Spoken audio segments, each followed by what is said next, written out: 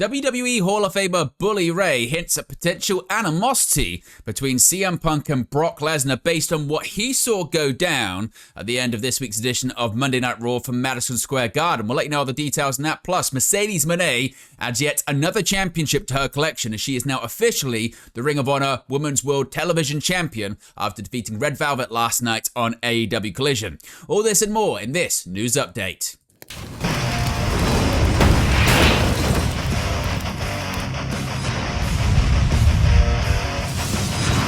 Hey guys, welcome back to Wrestling News 365. Hope everyone is doing very well. As always, there are plenty of news stories to get into in the world of professional wrestling. Let's begin with potential backstage animosity between the WWE World Heavyweight Champion CM Punk and the Beast Incarnate Brock Lesnar. This is according to WWE Hall of Famer Bully Ray. Now, the Beast Incarnate Brock Lesnar made his surprise return to WWE Monday Night Raw after a hiatus following his WrestlePalooza victory over John Cena to join the heel team for War Games, uniting with The Vision, Logan Paul, and Drew McIntyre. Upon his return, Lesnar threw around members of the babyface team, including World Heavyweight Champion CM Punk. When breaking down the confrontation between teams on Busted Open Radio, WWE Hall of Famer Bully Ray hinted at some potential animosity between Punk and Lesnar, which he clocked by the way he believed Lesnar hit a move on the Second City Saints. He said, quote, "When you saw Brock German suplex Punk Monday night, that was anything but crisp," he explained. "You should be concerned for anybody that Brock grabs a hold of, and as a guy who spent many nights in a ring with a young Brock Lesnar, I know for a fact he is going to German you based on how he feels about you. See the way he threw around Punk? See the way he threw Cody? Moving on." Dave LaGreca commented that it was like hearing a story about Andre the Giant in the ring with the likes of Randy Savage and Big John Studd. Andre would notoriously work a little stiffer with guys he wasn't fond of, including Studd and the Macho Man. Bully Ray said Lesnar is, quote, "very much that way." He continued by saying he has earned the right to be that way, and if you don't earn your stripes with Brock, you earned getting dumped on your head, he said. And he doesn't give an F because he knows you're not going to say anything.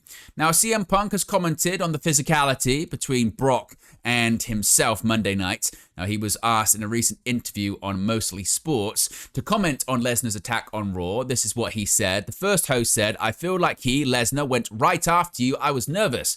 CM Punk said, quote, "He did go right after me, 100%. The other host said, "You were nervous he wasn't going to make the interview." Punk said, quote, that team is, you talk about Survivor Series and teams. Yeah, that team is stacked." So what are your thoughts on this? You think Bully Ray is reaching, or did you notice this too? Let me know your thoughts about it in the comment section below. Now let's go to last night's edition of AEW Dynamite and AEW Collision. Of course, it was a 3-hour special show, and Mercedes Mone has shed the interim label. After being out of action for almost 5 months, Red Velvet returned to the ring on the November 19th episode of AEW Collision, facing Mercedes Mone in a Ring of Honor Women's World Television Championship unification match. This match comes after the CEO won the interim version of the title from Mina Shirakawa at AEW Wrestle Dream. In the end, Velvet ran directly into the buzzsaw known as Mercedes Mone, bringing her near 500-day reign with the Ring of Honor Women's World Television Championship to an end. Mone won the contest via pinfall after taking out Velvet with a top rope lung blower. Throughout her reign with the title, Red Velvet defended the Ring of Honor Women's World Television Championship against names like Diamante, Layla Gray, Layla Hirsch, and Robin Renegade. So Mone is now yet the official Ring of Honor World Television Women's World Television Champion. Now, a title match has been confirmed for AEW Full Gear coming up this Saturday on pay-per-view. On the November 19th episode of AEW Collision, the Rainmaker, Kazuchika Okada, faced off with Mascara Dorada in a double Jeopardy match, meaning that the winner of the contest would get a shot at their opponent's championship. Okada was able to win the belt, pinning Dorada after destroying him with the Rainmaker Lariat. Now, per Don Callis, the trio of Okada, Hechisero, and Konosuke Takeshita will get to challenge Mascara Dorada, Mystico, and Neon for the CMLL World Trios Championships at AEW Full Gear Tailgate Brawl. This will be Takeshita's first match for AEW in nearly a month, as he has last wrestled for the company on the November 1st episode of AEW Collision. The Alpha teamed with Okada to defeat Anthony Bowens and Max Caster on that show. Another match has been officially confirmed for AEW Full Gear this Saturday, and it's going to be no holds barred between Jon Moxley and Kyle O'Reilly. O'Reilly issued the challenge on the November 19th episode of AEW Dynamite after Moxley and Claudio Castagnoli defeated Orange Cassidy and Roderick Strong in a tag team bout. O'Reilly would not be deterred in his mission to get at Moxley. He would get Moxley in an ankle lock before Moxley was finally able to get away. O'Reilly then got on the mic and said he wanted to face Moxley in a no-holds-barred match at AEW Full Gear on November 22nd. The bout was made official shortly thereafter. O'Reilly forced Moxley to tap out in the men's Blood and Guts match last week. Prior to that, Moxley got himself disqualified instead of tapping out when he faced O'Reilly in a singles match on the October 22nd episode of AEW Dynamite. Speaking of the Death Riders, they'll get the opportunity to win some Tag Team Championship gold in CMLL. The current CMLL World Tag Team and New Japan Strong Openweight Tag Team Champions, Los Hermanos Chavez, appeared on the November 19th episode of CMLL Informer. It was revealed that the Death Riders duo of Wheeler Yuta and Daniel Garcia want a shot at the CMLL World Tag Team titles, and Los Hermanos Chavez are game for it. A date for the match was not announced. Now, there is going to be more representation coming from AEW at the CMLL November 21st event at Arena Mexico. The Beast Mortos, Commander, and Jet Speed will be in action on the show. Eddie Kingston and Hook have laid out a challenge for AEW Full Gear Tailgate Brawl.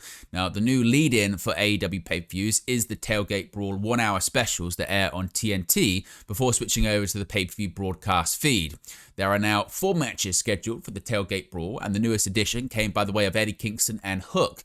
A video message from the duo was pushed out onto AEW's social media channels, and they threw out an open challenge for the Tailgate Brawl. So that match is going to be taking place prior to Full Gear this Saturday.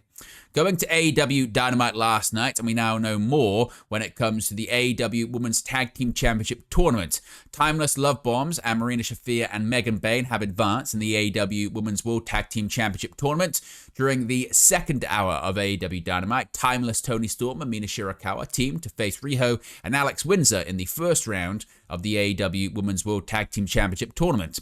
The match heavily favoured Riho and Windsor as it came just 1 week after Storm and Shirakawa competed in the first ever Women's Blood and Guts match. Still, the Timeless Love Bombs were able to score the victory as Timeless Toni Storm pinned Alex Windsor after spiking her with a pile driver.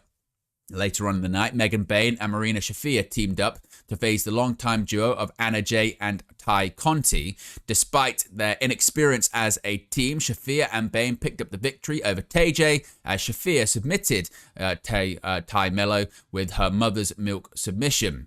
Now, Toni Storm, Mina Shirakawa, and Marina Shafir and Megan Bayne will face each other in the semi-finals of the tournament. This has led to a match being confirmed for AEW Full Gear as well this weekend. The 4 teams in the semi-finals of the AEW Women's Tag Team Title Tournament will meet at Full Gear on Saturday. AEW announced that Megan Bayne and Marina Shafir, Timeless Love Bombs, Sisters of Sin, and Babes of Wrath will face in a 4-way match at AEW Full Gear. The winning team will get to choose the stipulation for their semi-final match in the AEW Women's World Tag Team Title Tournament. Bayne and Shafir will face Storm and Shirakawa, while Cameron and Nightingale will face Hearts and Blue in the semi-finals of the tournament. Now, things are going to get interesting at Full Gear as the Hurt Syndicate are kicking off the Casino Gauntlet to crown the inaugural AEW National Champion. On the November 19th episode of AEW Dynamite, the first 2 entrants in the Casino Gauntlet match at AEW Full Gear were determined. The first match, which was contested to determine the number 1 entrant into the match, took place between Bobby Lashley and Ricochet to kick off the show. Lashley was able to score a quick win, pinning Ricochet after nailing him with a spear. Later on in the night, Shelton Benjamin and Speedball Mike Bailey clashed to determine the number 2 entrant into the Casino Gauntlet match. Benjamin scored the upset victory over Bailey after nailing him with 2 super kicks and a jumping knee strike. This will be the first time that Bobby Lashley and Shelton Benjamin have faced off in a match since 2021. Now, whether or not they decide to actually face off or they'll wait for the 3rd entrant remains to be seen. Now, we've got some details as to when the AEW Continental Classic is going to be beginning. It's the most continental time of the year, and it's nearly upon us. On the November 26th episode of AEW Dynamite, fans will fill up on excellent tournament wrestling before Thanksgiving even begins, as this year's Continental Classic tournament will officially kick off. AEW made the announcement on the November 19th episode of AEW Dynamite. As of the time of recording this video, competitors and or matchups for the tournament are not currently known. Of course, we get any more details than that, we'll let you know in a future video. Kazuchika Okada won the tournament in 2024, defeating Will Ospreay in the finals at AEW World's End. Eddie Kingston walked away as the tournament winner in 2023, defeating Jon Moxley at the same pay-per-view event. Switching back over to CMLL, and a big title match has been confirmed featuring an AEW talent. Gran Guerrero will put his CMLL World Heavyweight title on the line against the Beast Mortos on Sunday, November 23rd at CMLL Domingo Familia. The bout will take place in Arena, Mexico. Guerrero has held the title for over 1,100 days. He has made 6 successful title defenses. This will be the first time the Beast Mortos has challenged for the CMLL World Heavyweight title. On CMLL Informer, Guerrero said he and Mortos overlapped a little bit in the CMLL school. CM Punk, we spoke about him earlier on. He's spoken about how contracts are structured now in WWE versus what they used to be like when he was there previously.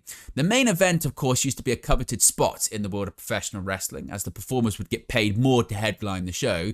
This is largely not the case anymore, as many wrestlers in major companies are paid on a fixed salary basis. Speaking with Brandon Walker and Mark Titus of Mostly Sports for the interview that we referenced earlier, Punk spoke about this change. He said, quote, "The business has radically changed. It was a different place when I signed then, when I debuted, and it was different when I came back. It's such a radically different place. The thing with the title too is that it also means you made more money. That does not exist anymore. It's good and bad. We're all making more money now, which is thumbs up. But my paycheck was always predicted on how many people were in the building. So I was driven towards ticket sales and the business of it. When you're in the main event, you get paid more money. Now, everyone is just kind of on a salary." Punk went on to say that salary contracts cause some of the wrestlers to lose drive and ambition. He said, quote, "So I think that's good and bad. It's good for the boys, but also I feel there's not the same ambition, you know. I always wanted to be in the main event because, again, it got me more money. Now, I don't care if I'm in the opening match because I'm still going to make the same. I can shower and I can watch the show now." Now, going to some ratings here, let's begin with Saturday's episode of AEW Collision. Programming Insider is reporting that AEW Collision drew 219,000 viewers on TNT on November 15th. This number is actually down 24% from the 289,000 viewers the show scored on November 8th. Saturday's episode posted a 0.03 rating in the 18 to 49 demographic, which is down 50% from the 0.06 demo rating last Saturday. Collision finished 22nd on cable for the night. The college football game between Florida and Ole Miss on ESPN topped the night on cable with 2.501 million viewers and a 0.59 key demographic rating. Of course, Collision is simulcasted on HBO Max. The numbers from HBO Max are not available and not known to Tony Khan, as he spoke about in his interview with Ariel Helwani in studio this week. Speaking of ratings, we also have the ratings for last Friday's episode of WWE SmackDown on USA Network. Friday Night SmackDown scored its largest audience over the past month, whereas AEW Collision fell from the previous week. The November 14th episode of SmackDown from Albany, New York, averaged 1.158 million viewers and 368,000 viewers, translating to a 0.27 in the key 18 to 49 demographic on USA Network. The viewership was up slightly from last week's average of 1.141 million, but still represented its highest point since October 17th. The 18 to 49 audience increased by 4% and was its best mark since October 24th. The 18 to 49 audience can be credited to its female viewership, growing from 100,000 viewers last week to 127,000 viewers this week. Males in the demo fell by 3%. SmackDown ranked second on cable on Friday in prime time behind the college football game between Clemson and Louisville, which averaged 2.564 million viewers and a 0.53 in the 18 to 49 on ESPN. Everything on the Menu, hosted by Braun Strowman, averaged 394,000 viewers and a 0.10 in the demo on USA, immediately following SmackDown. And finally, an interesting update here on the tag team that replaced Nixon Newell and Miranda Alizé in that controversial incident on Collision a couple of weeks ago. All Elite Wrestling hold a heavy interest in Maya World and Hyan, the tag team that replaced Nixon Newell and Miranda Alizé on the November 8th episode of AEW Collision. Fightful Select has reported that World and Hyan were booked in a 7-minute match on the November 15th episode of Collision against Riho and Alec Windsor as a direct result of how well they handled subbing in for Newell and Alizé at the last minute on November 8th for a match against TJ. AEW have yet to sign Maya World and Hyan, but the company are heavily interested in using them moving forward. It reportedly wouldn't be a surprise to see the promotion sign them to deals sooner rather than later. Both Maya World and Hyan have been lauded for their performances on the independent wrestling scene. World has been wrestling since 2023 and has been booked as an enhancement talent by AEW/ROH on several occasions since December of 2023. Hyan has been performing since 2015, and she was first utilized as an enhancement talent by AEW back in 2021. Maya World and Hyan received the opportunity to compete on the November 8th episode of AEW Collision after Nixon Newell and Miranda Alizé walked out of the taping. Newell and Alizé believed a 3-minute match with TJ wouldn't benefit anyone and stated to AEW officials they didn't want to work the match, which resulted in AEW informing them they could leave. Newell and Alizé's disagreement with AEW came after there had already been issues in their debut match against Megan Bayne and Marina Shafir, with Bayne said to be frustrated by a lack of cooperation from her opponents, particularly on a double German suplex spot in which it appeared Newell and Alizé didn't jump. Newell and Alizé claimed following the incident on Twitch there was no bad blood between themselves and AEW, but it was soon reported that was not the case, and the expectation was they wouldn't be booked again by All Elite Wrestling.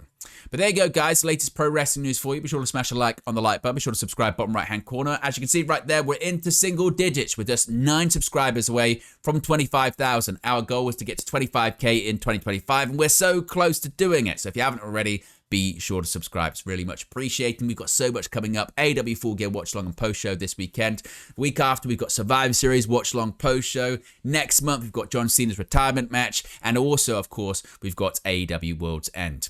Really appreciate everyone for tuning in, as always. And I'll speak to you again very, very soon. Hey guys, thank you for watching, listening, streaming, or however you come across this video today. Be sure to click on the video on the right there to watch our next video, or click the bottom there to subscribe, or the bottom right hand corner. Thank you very much, and I'll speak to you again very soon.